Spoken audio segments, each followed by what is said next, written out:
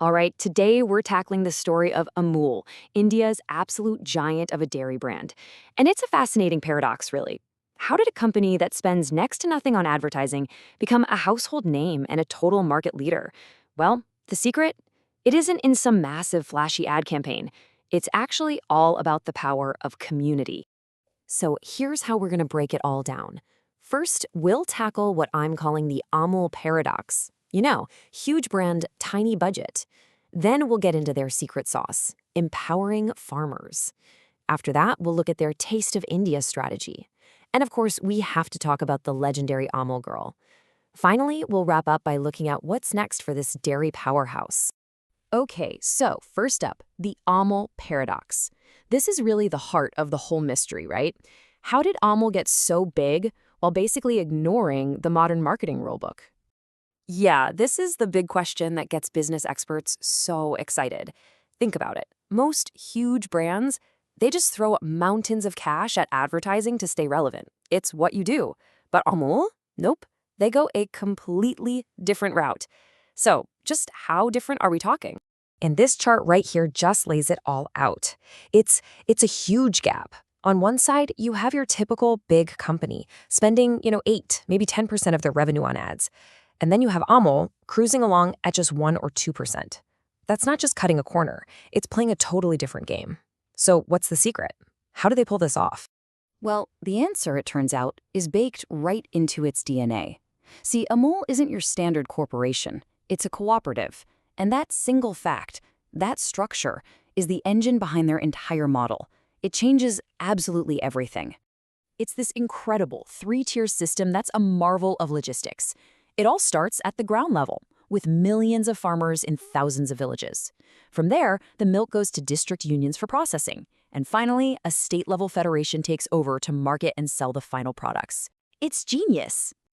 And here's the most critical part. This model completely cuts out the middlemen. What does that mean? Well, more money goes directly into the farmers' pockets, which keeps them loyal and ensures a steady supply of high-quality milk.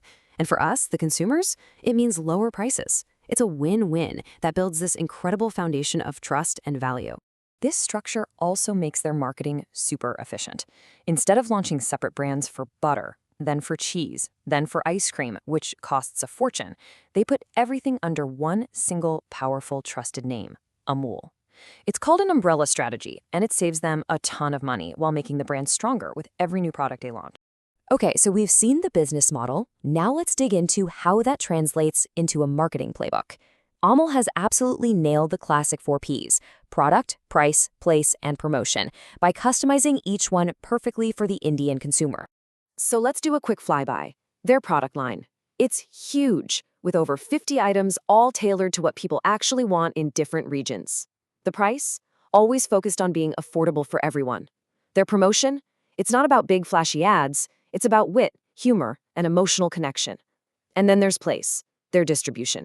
And oh man, their distribution network is truly their superpower. We're talking more than 10,000 distributors and over 1 million shops. From the biggest cities to the tiniest villages, Amul is just there. You can't escape it. That kind of reach, built over decades, is something that competitors just can't buy overnight.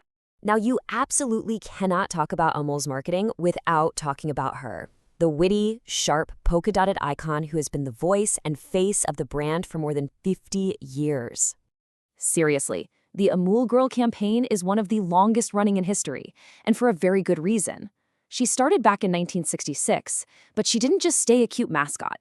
No, she became India's favorite commentator on, well, everything. Politics, sports, Bollywood, you name it. And her incredible ability to stay relevant is why she's still so loved today.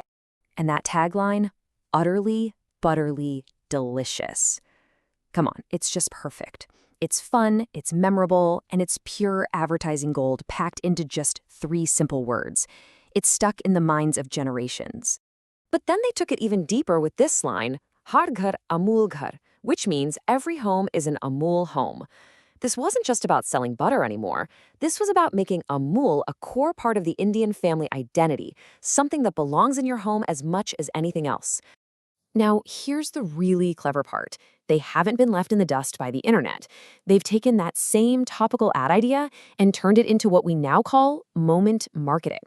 Using memes, hashtags, and super fast responses to current events, the Amul girl is just as relevant to a kid scrolling Instagram today as she was to their grandparents reading the newspaper. So, after building such an incredible legacy, what's next? The market is always changing, and Amul is staring down a whole new set of challenges and, of course, some massive opportunities. Let's look at both sides of the coin. Yeah, they're facing some serious competition in areas like ice cream and chocolate, and inflation is making everything more expensive. But the upside is huge. They're expanding to over 50 countries, they're innovating with new products like high-protein milk, and they're diving headfirst into online sales. And the momentum is still clearly there. Just look at this number. In the last fiscal year, they grew by a massive 18.5%. That's a huge signal that their core strategy is still working incredibly well, even after all these years. And they are not hitting the brakes. Their next big goal, hitting a turnover of 1 lakh crore rupees. That's 1 trillion rupees or around 12 billion US dollars by 2025. That tells you everything you need to know about their ambition for the future. Which brings us to our final big thought here. The Amul story is so much more than just a smart business case study. It really makes you wonder, right? In a world dominated by these massive profit-at-all-cost corporations, could a model that's built on community, on fairness, and on shared value actually be the most powerful way to build a brand for the future? Maybe the taste of India is giving us a little taste of what's to come.